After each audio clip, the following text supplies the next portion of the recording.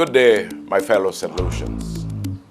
It is a high honor and great privilege for me to present a documentary on the remarkable life and outstanding achievements of our Governor General of St. Lucia, Her Excellency Dame Pearlette Louisy.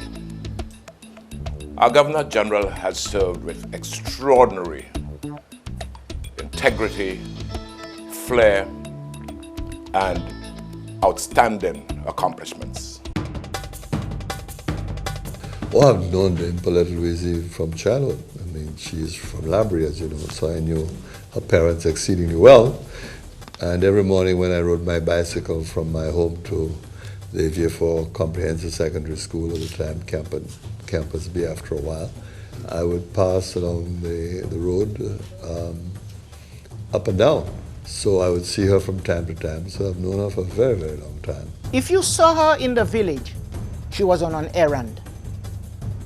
But never like we have children now walking all around, no. To school, from school, running errands for her mom or her grandma, and back home. There are two things about her name. One I understand is that the intention was to call her Pearlette. And by some mistake, I don't know whoever made the mistake, wrote Pearlette. But the members of the family continued to call her Pernie. Her godmother said that in searching for the name for her godchild, someone said to her, name her Calliope and she'll become a great lady. And I remember once she made a statement that you never know what you will become in life, so you have to be prepared.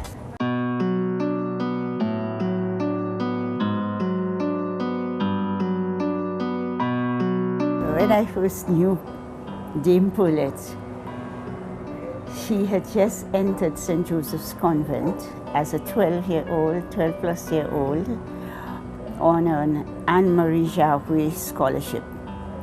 But she was not placed in Form 1. She entered in Form 2. And soon she was coming first in her class. And she was literally the talk of the school. Everybody spoke about that girl who was so bright, who was just picking up all the first positions overall and in the respective subjects. So the school was talking about her. Though we were not in the same form, we all knew of her because she was always top of her class. She was born that way. She was born with the ability. The other thing she would do is read, and she read continuously. She did not disappoint. She went to the University of West Indies, performed extremely well, got an honors degree. So I came from her teacher to be her colleague on the staff. And like me, she taught French. Dame Pearlette Louisy was at one time selected by Hunter Francois to pioneer a program of ensuring that French was taught throughout the school system. Unfortunately, by the time she returned to St. Lucia, Hunter Francois had given up the portfolio.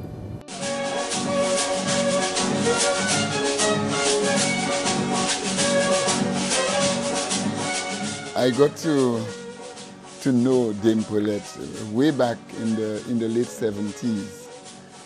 That was when, for me, we had what we call a cultural renaissance. That was the period of the Folk Research Center, the when Folk Research Center, and many organizations in St. Lucia came alive. There were lots of cultural organizations throughout the country. She was very interested in Alliance Française. Perhaps it's important to say too that her involvement came as a result of her background in linguistics. And she was involved in developing the orthography, which is the spelling system, the Creole spelling system. She has studied it, she has written about it, she has articles and documents on it. And she also participated in a big international conference on Creole studies, which was held at Halcyon Days in Vieux Fort.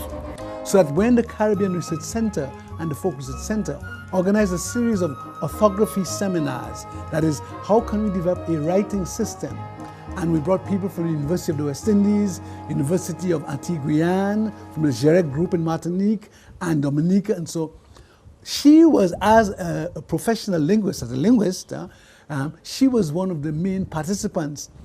And it is out of that kind of work, trying to develop an orthography, that what we call the Mouvement Creole Saint-Ici, Mo Creole, came out. Mr. President, Mr. Speaker, Madam Parliament. She was one of those persons who actually developed it, scientifically worked on it, and presented it to the international community, and was the one there when it was accepted.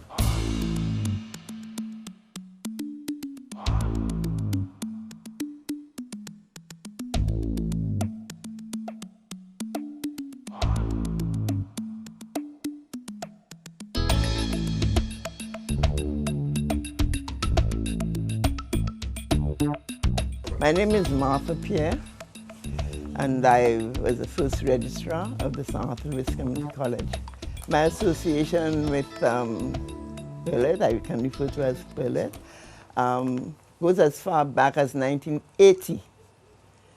At that time, she was the principal of the A-level college, and I was the education officer for primary schools. There was one thing about her: when it was lunchtime, she would tell me her brain cells ceased to work when she became hungry. So we used to have lunch together at the canteen, you would recall. Going back out to work, when we reached the steps of the canteen going down, we would split. Because at that time, she said to me, she's going to do her MBWA, management by walking around.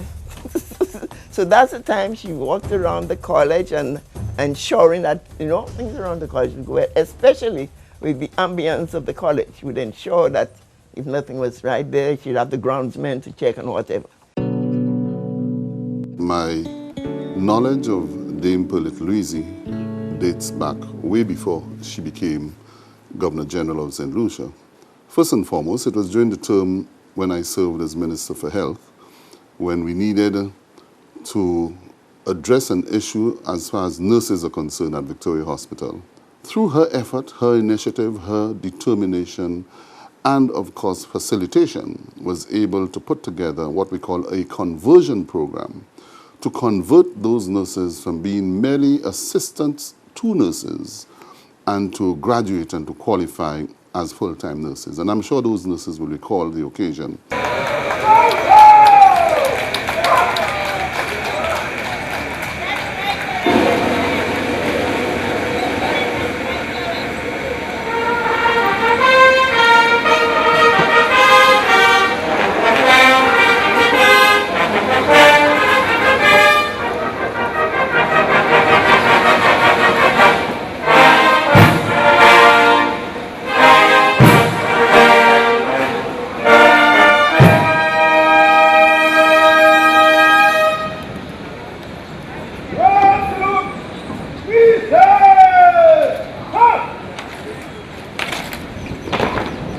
I will never forget the day that I called her and said to her, there's a vacancy and I would want her to consider accepting the post of Governor General. And she said, me? Why would I want to be the Governor General of St. Lucia? I said, well, it's a unique opportunity. A lot of it's involved. You'll be representing the people of this country, representing the Queen. And she says, I never imagined that I would be presented with such an offer. I would need to think about it. Obviously, there was a lot of trepidation in her voice, a lot of anxiety, a lot of uncertainty. For a moment, I thought I had the wrong candidate because she seemed so uninterested. She thought long and hard, spoke to her friends and family before she could really make up her mind.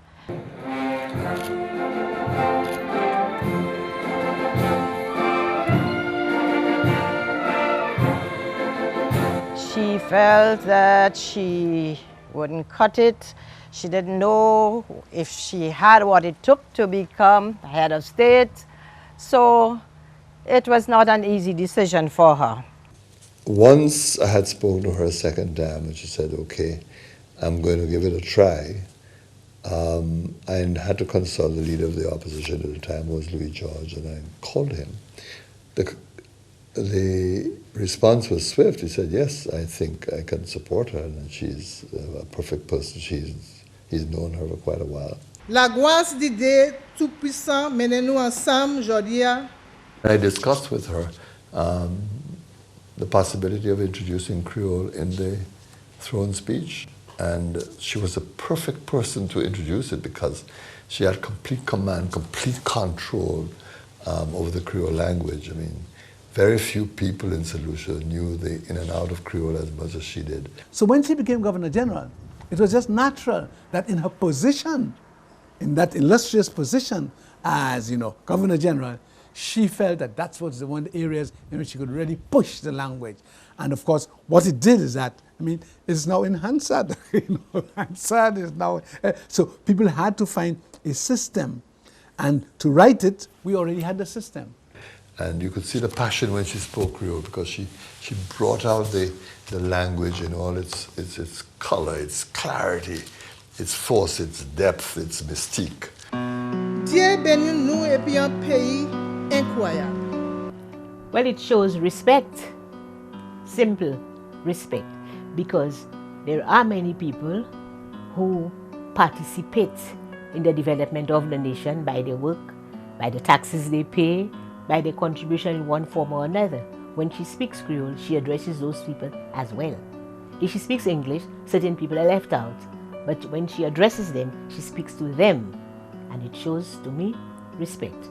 Cardinal Kelvin Felix, in his write-up, referred to her as the mother of the nation. And I think, without reservation, I wouldn't have any difficulty in accepting her as the mother of the nation. The fact that she is the first female Governor General qualifies her to be considered the mother of the nation.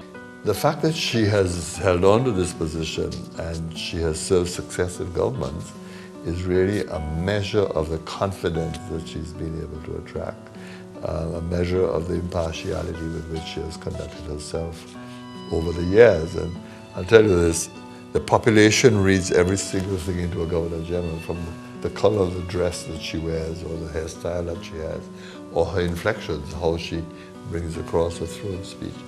But she has handled herself with considerable dignity and character. But certainly the fact that she has been able to navigate from one administration through the next into this current period is indeed a feat, and certainly an example that anyone who may succeed her in the future, whenever that time comes, will find it quite difficult. And I think in the end, she has helped us in shaping St. Lucia's constitutional and political maturity, meaning that as a society that we have grown up, that we are able to select a Governor General that can attract support from both sides of the political spectrum. She's the voice of hope. She's the voice of reason and the voice of encouragement, particularly for our youth. Labrie girls must shine. And at every graduation, wherever, Labrie girls must shine. And we tried to instill that in them. Those who may have doubted that she was qualified for the position, I think she has convinced them beyond a measure of a doubt, beyond any anxiety at all. And she's left a very powerful legacy. As Governor General, she visited her old school, Labrie Girls, and she spoke to the children of her humble beginnings. She still has all her old friends, even though she has made some royal ones.